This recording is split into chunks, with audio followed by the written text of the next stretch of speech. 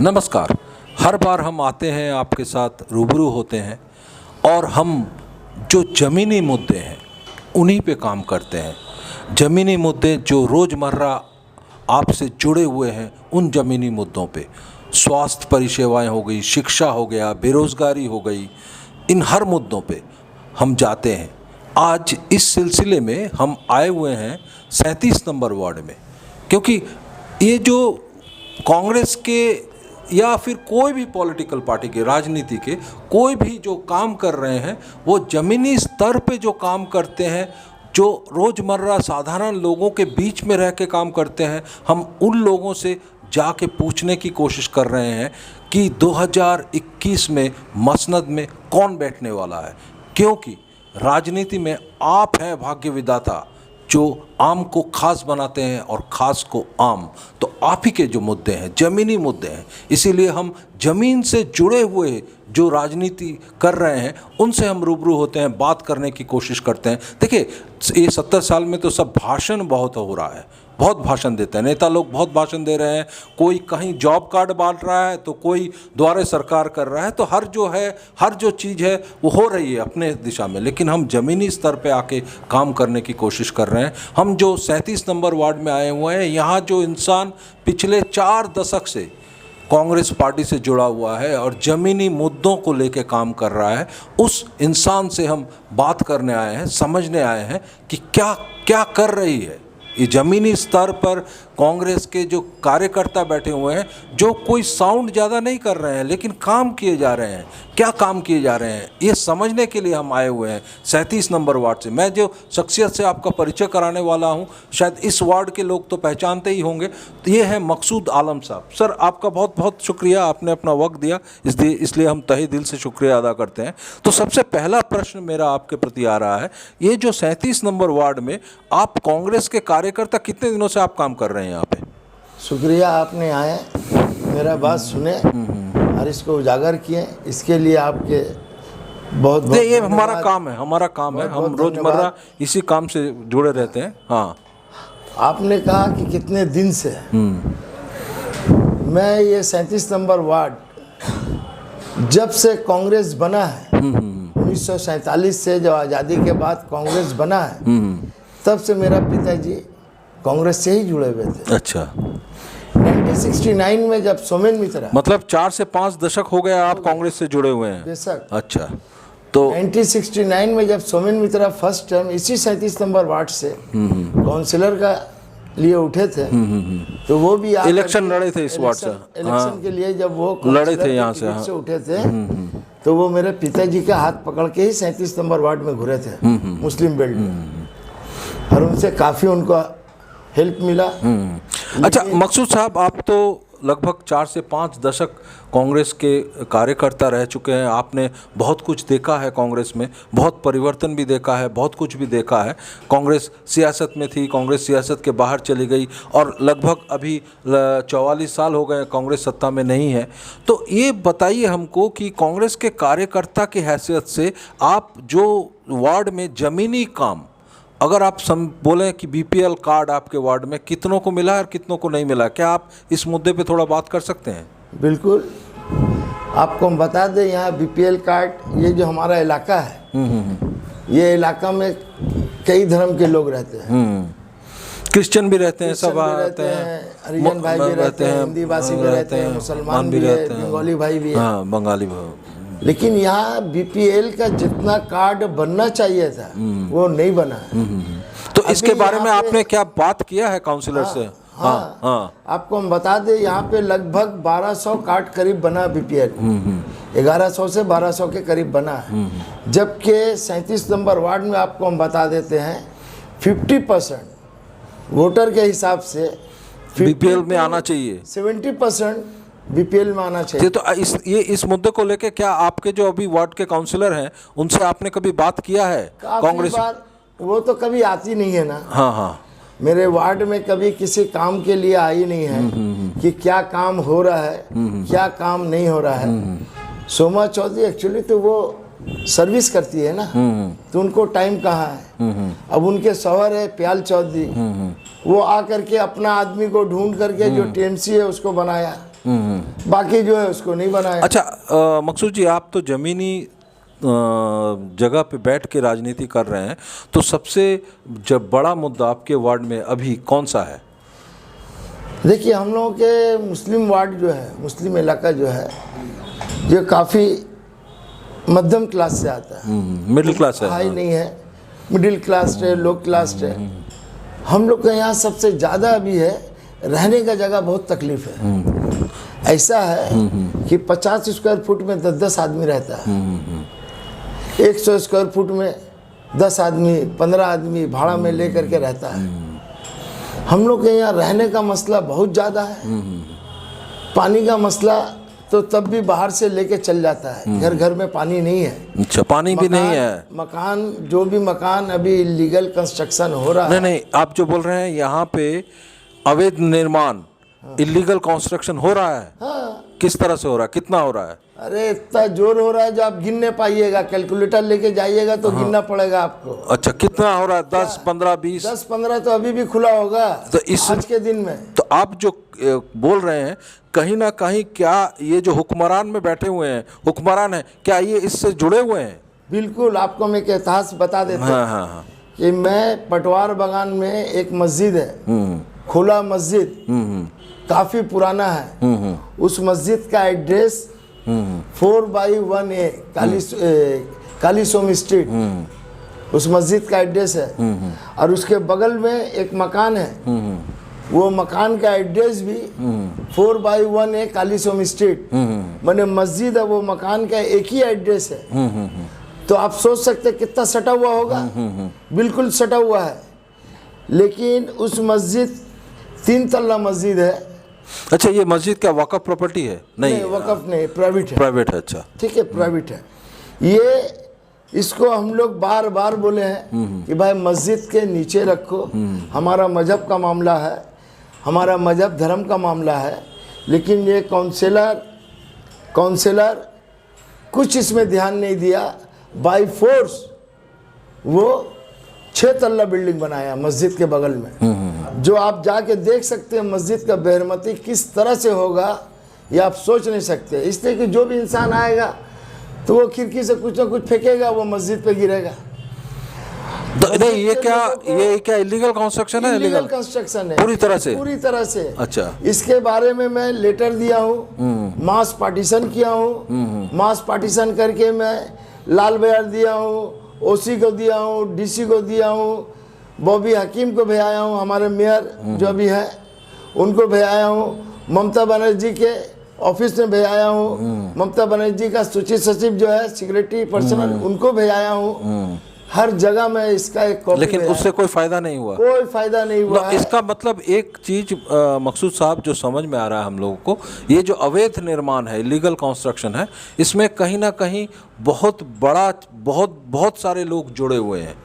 ये जो आप जो बोल रहे हैं, जिस तादाद में यहाँ पे अवैध निर्माण हो रहे हैं, इलीगल कंस्ट्रक्शन हो रहे हैं, कहीं ना कहीं देखिए इलीगल कंस्ट्रक्शन में 2 मुद्दे आते हैं। एक है कंस्ट्रक्शन जो है वो लाजमी नहीं होता, सही दिशा तरह से नहीं होता है। एक रिस्क फैक्टर भी रह जाता है कि सही से कंस्ट्रक्शन नहीं हो रहा है तो कहीं भी अगर गिर गया तो बहुत जानो माल के होने का डर है। और दूसरा है, इसमें कहीं ना कहीं जो इंसान आ रहे हैं, खरीद रहे हैं, वो भी रिस्क फैक्टर में जा रहे हैं। ये हाँ, मस्जिद में तो एट ए टाइम आप वक्त जब होता है नमाज का तो कम से कम 500-400 लोग अंदर में रहते हैं। अच्छा मकसूद साहब, थोड़ा सा आ रहे हैं। एक तो पहला मसला जो आपके वार्ड में आ रहा है, अवैध निर्माण, इलीगल कंस्ट्रक्शन, कहीं ना कहीं अगर हम आपकी बात को समझ सकें तो कहीं ना कहीं इसमें जो अभी जो हुक्मरान हैं वो भी जुड़े हुए हैं इसके साथ, लग रहा है, क्योंकि नहीं होता। आपको एक बात बता दें, मैं खुद समिता बख्शी के पास गया, उससे बोला कि दीदी आप कम से कम ये कंस्ट्रक्शन को रोक दो, मस्जिद के बगल में बनने मत दो। वो बोला लिख के दो। हम उसको पूरा कागज पत्तर लिख के, लेटर, मास पार्टीशन सारा कुछ दिए। वो देने के बाद वो गुम हो गई कि सोमा चौधरी या प्याल चौधरी के खिलाफ में बोलने वाला कोई आया है, आज तक का तो कभी मिला नहीं। तो वो भी कुछ नहीं कर पाई, उसको भी मैं दे के आया हूँ चिट्ठी। अच्छा, अगर हम आगे बढ़ते हैं, आज यहाँ जो हाल है, ये मुस्लिम एरिया है। आप विश्वास कीजिए, जो चीज 1500 रुपये 1200 रुपये स्क्वायर फुट होने का था वो आज 5000 में बिक रहा है। और यहाँ का प्रमोटर लोग एक एक घर का 3-3 आदमी से पैसा लिए हुए, 3-3 आदमी से। अच्छा, ऐसा हो गया अभी कि आप कोई भी नाम का कोई भी एड्रेस का एग्रीमेंट बना कर लीजिए कि ये मकान हम बना रहे हैं, खाली इतना हवा दे दीजिए, टीएमसी का वर्कर लगा हुआ है, वो बोल देगा क्या ये बिल्डिंग ये बनाने वाला। जैसा फारूक साहब एक है हम लोग के यहाँ, फारूक साहब बनाने वाले प्रमोटर, वो फॉल्स एड्रेस फॉल्स एग्रीमेंट कर करके कम से कम बता रहे आपको, हम कम से कम भी तो 5 से 7-8 करोड़ रुपया लेके भागा हुआ था, जिसका कोई एग्रीमेंट नहीं है उस मकान से, कोई एग्रीमेंट नहीं है, लेकिन पैसा उठा के वो। अच्छा मकसूद साहब, आप तो इस वार्ड के प्रेसिडेंट हैं कांग्रेस के, तो ज़मीनी तौर पे आप जो काम कर रहे हैं, तो जहाँ तक हमारे पास खबर आई है तो आपने ज़मीनी तौर पर ये जो लॉकडाउन के दौरान आपने कुछ काम किए हैं कांग्रेस के कार्यकर्ता की हैसियत से, क्योंकि यहाँ पे आपके यहाँ पे बहुत दिहाड़ी मजदूर भी रहते हैं जो लॉकडाउन के वक्त जिनको काम वाम नहीं मिला था, तो क्या किया था आपने, कुछ किया था आपने? ये तो देखिए ऐसा है कि हम लोग का धर्म में किसी को मदद करने के लिए बोल के दिया नहीं जाता है, दिखा के दिया नहीं जाता है। लेकिन आपको हम कुछ वीडियो दिखाएंगे, जैसे हमारा 170 में यहाँ भी हरिजन भाई थे, 150 फैमिली है, 150 लोग उसके फैमिली में वहाँ पे रहते हैं। वो मेरे पास आए, आके बोले भाई हम लोगों का खाने का नहीं है, भूखा मर रहे हैं। तो मैं दूसरा दिन उसको ले करके ये 170 का अंदर में हम लाइन लगा करके सबको पहुंचा के गए। सिर्फ वो वीडियो हम किया इसलिए कि वो सब का सब 150 फैमिली जो है वो टोटल हिंदू है, हरिजन है। तो आपने ये जो सहायता की है लोगों की, इसमें आपने मजहब नहीं देखा है? नहीं, आपने सिर्फ अपना धर्म निभाया। अच्छा मकसूद साहब, एक बात और भी कहना चाह रहे हैं कि आप ये जो 4-5 दशक से कांग्रेस से जुड़े हुए हैं, इस वार्ड के प्रेसिडेंट की हैसियत से आप काम कर रहे हैं, तो कहीं ना कहीं ये कांग्रेस का जो काम आप कर रहे हैं, तो कहीं ना कहीं ये जो साधारण लोग हैं, क्या ये इनके बीच में रह के आप ये काम करते हैं? आप जाते हैं रेगुलर, उनके जो दुख सुख हैं उसके बीच आप रहते हैं? बिल्कुल। अच्छा, वही तो अपना नशा है। ये मेरा एक नशा है। और एक आप 2 मुद्दे बोल रहे हैं, इस वार्ड के 2 मुद्दे आपने बोले हैं। एक है बीपीएल कार्ड जितना मिलना चाहिए था वो नहीं मिला, लोगों को देना चाहिए था लेकिन नहीं मिला। अच्छा, अभी जो द्वारे सरकार ये जो प्रोग्राम चला रही है वो भी आपके वार्ड में हुआ होगा। हाँ, तो इसके बारे में आप क्या कहना चाहेंगे? देखिए, द्वारे सरकार जो बना है ये अभी यहाँ बहुत जोर से एक हवा चला, 5 लाख का इंश्योरेंस, 5 लाख का इंश्योरेंस दीदी ने बोल दी है। लेकिन 5 लाख का इंश्योरेंस कहाँ से होगा, कैसे होगा, किस इंश्योरेंस कंपनी से किया गया है, ये सब अभी क्लियर नहीं हुआ है। आप सपोज कीजिए आप हम लोग का कार्ड बना गए हॉस्पिटल में, प्राइवेट हॉस्पिटल में गए, तो वहाँ बोला कि भाई आपका ये चार्ज 3 लाख रुपए लगेगा, हार्ट का ऑपरेशन है, आपको 3 लाख देना होगा। लेकिन कार्ड में इंश्योरेंस 5 लाख का जो बोला है वो 5 लाख का नहीं है, वो कार्ड में इंश्योरेंस 1.5 लाख का दिखा रहा है। इंश्योरेंस 1.5 लाख का ही होगा। अब आप नर्सिंग होम को दिए, कार्ड दिए कि भाई ये मेरा कार्ड है, 5 लाख का इंश्योरेंस है। अब वो नर्सिंग होम वाला क्या करेगा, वो इंश्योरेंस कंपनी को फ़ोन करेगा, मैसेज देगा कि भाई ये आदमी आया, इसका टीपीए ये नंबर है, इसका क्या है, तो बोलेगा ये तो 1.5 लाख का है, यहाँ खर्चा है 3 लाख। तो वो रिक्वेस्ट लेटर देगा तो उसको मकसूद भाई हम जितना समझ सके हैं, देखिए आपके जो स्वास्थ्य साथी का जो कार्ड है, आप जो बोल रहे हैं मुद्दा कहीं ना कहीं सही है, क्योंकि इसमें हर जो स्वास्थ्य साथी में हर जो रोग है, हर जो बीमारी है, उसमें इलाज के लिए एक पैसा बंधा हुआ है। एंजियोप्लास्टी के लिए एक बंधा हुआ है, आपका हार्ट ऑपरेशन के लिए, ओपन हार्ट के लिए एक बंधा हुआ है, किडनी का प्रॉब्लम के लिए बंधा हुआ है। इसमें आपने जो मुद्दा उठाया है बिल्कुल सही मुद्दा उठाया, क्योंकि जो पैसा प्राइवेट हॉस्पिटल चार्ज करते हैं वो उतना आपका इसमें अप्रूव नहीं है, अप्रूवल नहीं है। ये हम आपसे सहमत है पूरी तरह से, शायद नहीं है। तो क्या लग रहा है आपको, ये जो द्वारे सरकार चल रहा है ये क्या है, ये क्या इलेक्शन सामने आ गया इसको लेके? सिर्फ इलेक्शन के लिए है। अच्छा, अभी वो देखिए 30 जनवरी तक का ये फॉर्म फिलअप होगा, 30 जनवरी तक का। 15 फरवरी 20 फरवरी से हो सकता है एमएलए का इलेक्शन या काउंसिलर का इलेक्शन, कॉर्पोरेशन इलेक्शन आ सकता है, क्योंकि सुप्रीम कोर्ट का एक ऑर्डर आ रहा है। कल ही डेट है वो, कल डेट है, वो हियरिंग होगा, उसमें वो राज्य सरकार डेट बोलेगी। हाँ, तो ये ऐलान होने के बाद में तो वो सारा ये जो इंश्योरेंस है पेपर जो लाइन लगा के दिया फॉर्म, ये फॉर्म कहाँ जाएगा? इलेक्शन ऐलान होने के बाद तो ये बंद हो जाएगा। ये तो नहीं बोली कि 30 दिसंबर तक का जिसका फॉर्म है वो सबको मिलेगा कार्ड, ये बोल दिए 30 जनवरी तक का सबका फॉर्म जमा करो, उसके बाद उसका इंस्पेक्शन होकर के सबको कार्ड मिलेगा। लेकिन 15 दिन में का इंस्पेक्शन होकर कार्ड मिल जाएगा। 15 दिन बाद इलेक्शन का जब ऐलान हो जाएगा तो सारा काम पेंडिंग हो जाएगा।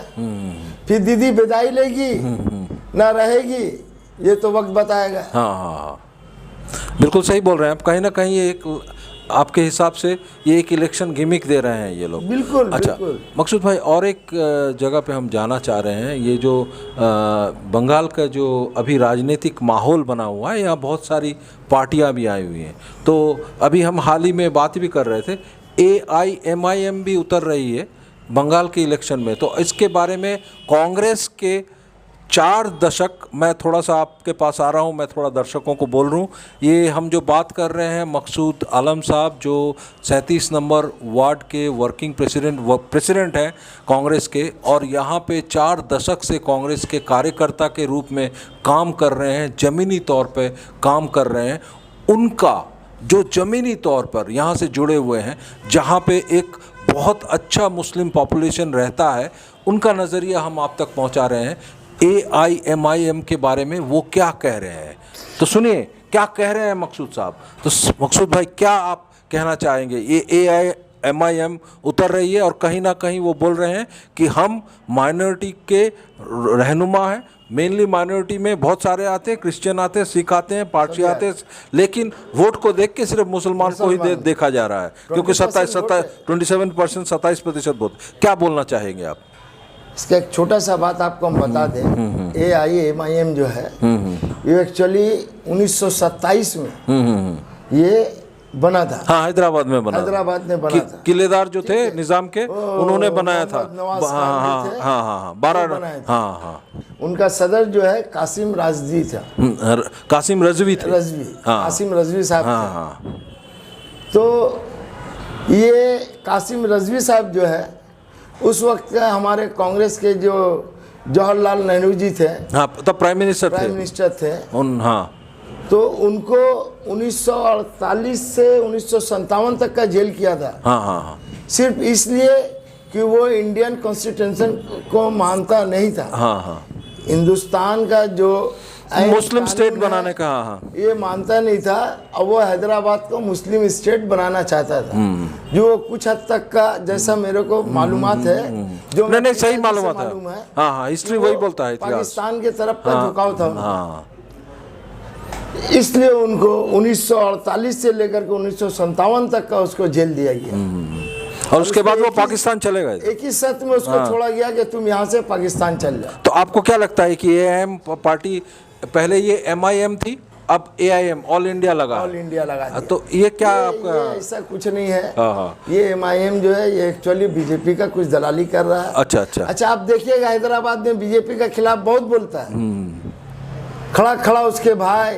तब बिहार के इलेक्शन में उनको 5 सीट मिला है, और कहीं ना कहीं महागठबंधन जो बिहार में बना था ना, कांग्रेस का और राष्ट्रीय जनता दल का, RJD का महागठबंधन, तो उन्होंने इल्ज़ाम लगाया है कि कहीं ना कहीं AIMIM उतरा है भाजपा का B टीम की हैसियत से। और आप अगर बिहार के कैबिनेट को आप देख लीजिए, इतने सालों में ये पहली बार है कि कोई भी माइनॉरिटी का नुमाइंदगी बिहार कैबिनेट में नहीं हुआ है। अब आप बोलिए तो बंगाल का क्या हाल है? वहाँ जो गया वो मुस्लिम एरिया, मुस्लिम का जो वार्ड था, उसी वार्ड में वो कैंडिडेट किया। तो ये यहाँ भी तो वही करने वाला है, वही करेगा ये। हाँ, बंगाल में भी वही करेगा। हाँ, ये आप देख सकते हैं हैदराबाद में इतना बोलता है बीजेपी के खिलाफ, लेकिन इनके खिलाफ बीजेपी कोई एक्शन नहीं लेता।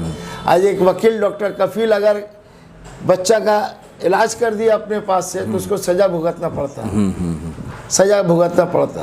अगर एनआरसी के लिए कोई दिल्ली में बैठ के आंदोलन कर रही है तो उसको मार के सजा देना पड़ता।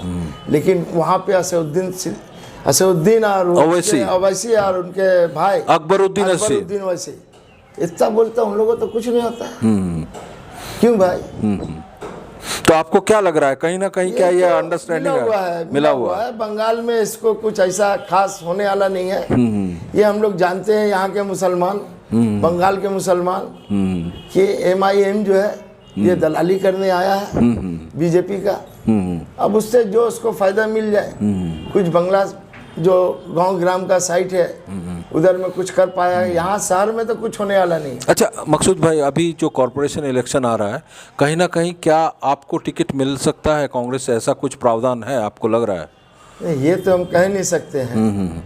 ये तो जो हमारे हाईकमान है अधीर रंजन चौधरी जी है वही बताएंगे कि क्या होगा क्या नहीं होगा, देंगे नहीं देंगे। नहीं, हमारा ये प्रश्न आपके पास था क्योंकि आप इस 37 नंबर में जो ज़मीनी स्तर पे आप कांग्रेस के कार्यकर्ता की हैसियत से इतने दिनों से काम कर रहे हैं, आपकी एक पहचान है। हमने यहाँ के साधारण लोगों के बीच जाकर भी बात करके भी मालूमात की है, तो ये कहीं ना कहीं शायद ये कांग्रेस के लिए फ़ायदा होगा। इसीलिए हम सोच रहे थे कि क्या आपको मालूम है कि आप कह नहीं सकते हैं। लेकिन आपको बता दें, जब 1980-85 में जिस वक्त CPM का दार दौरा था, उस वक्त भी हम 3 प्रोग्राम करते थे 37 नंबर वार्ड में। एक प्रोग्राम मेरा होता था अफ्तार पार्टी का, एक प्रोग्राम होता था ईद में गरीब लोगों को दरमियान कपड़ा बांटने का काम, और एक ब्लड डोनेशन। ये सब मेरा काम होते रहते, आप करते रहते थे। आज 20 साल से सोमेन मित्रा एक्चुअली तो हमारे वार्ड के वो वोटर थे, लेकिन वो आए नहीं आए, हम ये प्रोग्राम आज लगभग 22 साल से तो हम अपने हाथ से कर रहे हैं। अच्छा, आप कांग्रेस के तले बैनर के तले? कांग्रेस के बैनर तले में। जिस वक्त 37 नंबर वार्ड में कांग्रेस का नाम लेने वाला नहीं था, जो CPM वाला लोग भगा दिया था, मैं खुद भागा था घर से। 6 महीना वांटेड था मेरा जैसा आदमी, जो मैं कारोबारी, मेरा बाप रिपोर्टेशन, मेरा स्कूल जो पटवारवन गर्ल्स स्कूल का प्रेसिडेंट, उस वक्त में भागे थे आप। तो कहीं ना कहीं आप कांग्रेस के लिए आपने बहुत कुछ दिया है, कांग्रेस का दिया है। तो लिए नहीं कुछ, हाँ दिए। कांग्रेस से कुछ नहीं, कांग्रेस करना अपना एक नशा है, कांग्रेस के साथ जुड़ना अपना एक धर्म है। ये हम लोग धर्म सोच के ही कांग्रेस का काम करते हैं। तो अच्छा मकसूद भाई, थोड़ा सा जाते हैं कांग्रेस के ज़मीनी कार्यकर्ता के हैसियत से। आपके जो 37 नंबर वार्ड में एक आपने बोला है कि BPL कार्ड सही से नहीं मिला है।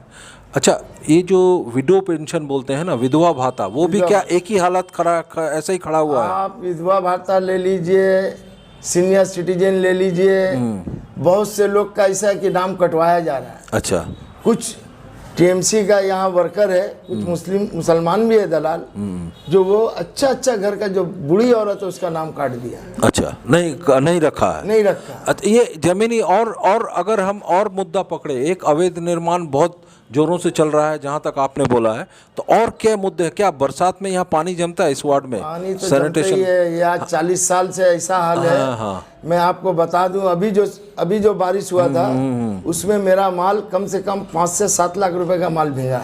अच्छा, मेरा बोट का मतलब पानी अटक जाता है, पूरा अटक करके घर मतलब कोई सैनिटेशन का प्रावधान नहीं है, कुछ नहीं है। तो ये काउंसिलर इसके बारे में कुछ सोच ही नहीं रही है। वो आसमान के बारे में सोचता है। TM आसमान मतलब इलीगल कंस्ट्रक्शन। हाँ, वो ऊपर देखता है, जमीन को देखने का दरकार नहीं है, टाइम नहीं है उसके पास, अच्छा, वो एक वक्त आएगा, ऊपर देखेगा सब, देख के निकल जाएगा। अच्छा, नीचे का कोई सवाल नहीं करते हैं। अच्छा, तो ये एक आदमी से पैसा लेके आपको बता रहना है। आज 5 साल हो गया उसको घर नहीं मिला, गरीब आदमी। कई एक ऐसा आदमी मेरे पास आए हैं जिसका लड़की का शादी था, उसके लिए वो घर लिया, उसको घर नहीं मिला, जिस लड़की का शादी नहीं हो रहा। हम आपको प्रूफ दे सकते हैं। एक मकान को हाथ नहीं लगाया, दूसरा मकान को तोड़ना चालू कर दिया, दूसरा को तोड़ा नहीं कि तीसरा को चालू किया। मतलब इतना पैसे का मामला है, पैसा का मामला। इसको इतना डर हो गया अभी कि कब इलेक्शन होगा, मेरा विदाई होगा। क्योंकि पिछले 10 साल से तो टीएमसी ही आपके वार्ड में है। वार्ड में है, लेकिन ये जो है इस बार का जो इलेक्शन होगा, हो सकता है इंशाल्लाह इनका विदाई होगा 37 नंबर वार्ड से। तो यही मकसूद तो मेरा काम है, तो इसको हम विदाई दे के ही रहेंगे। अच्छा, तो बहुत शुक्रिया, आपने अपना वक्त दिया। तो हम ये बात कर रहे थे मकसूद आलम, जो 4 दशक से कांग्रेस के कार्यकर्ता की हैसियत से 37 नंबर में काम कर रहे हैं और यहाँ के प्रेसिडेंट हैं। ज़मीनी मुद्दे आप तक पहुँचा रहे हैं। इस बार 2021 में आप जब बटन दबाने जाइएगा, सोचिएगा ज़रूर, क्या हम किसी राजनीतिक दल का पैरवी नहीं करते हैं, हम किसी के बारे में नहीं बोलेंगे आपको कि भाई आप इसको वोट दीजिए, नहीं, ये आप सोचिएगा। क्योंकि अगर आपने गलत बटन दबाया तो कहीं ना कहीं आप अपने भविष्य ही सिर्फ नहीं, अपने आने वाली नस्लों के भविष्य से भी खिलवाड़ कर रहे हैं। हम बात कर रहे थे एक ज़मीनी स्तर पे काम करने वाले राजनीतिक कर्मी के साथ, नेता के साथ नहीं जो ऊपर से भाषण देते हैं, बिल्कुल नहीं, ये ज़मीनी तौर पे काम करते हैं। हो सकता है आने वाले कॉरपोरेशन इलेक्शन में मकसूद साहब 37 नंबर वार्ड के शायद कॉरपोरेशन में इलेक्शन में भी खड़े हो जाएं, ये वक्त बताएगा। मैं नंददुलाल भट्टाचार्य, मेरे साथ मेरे सहकर्मी जावेद हुसैन, 37 नंबर वार्ड, कलकत्ता।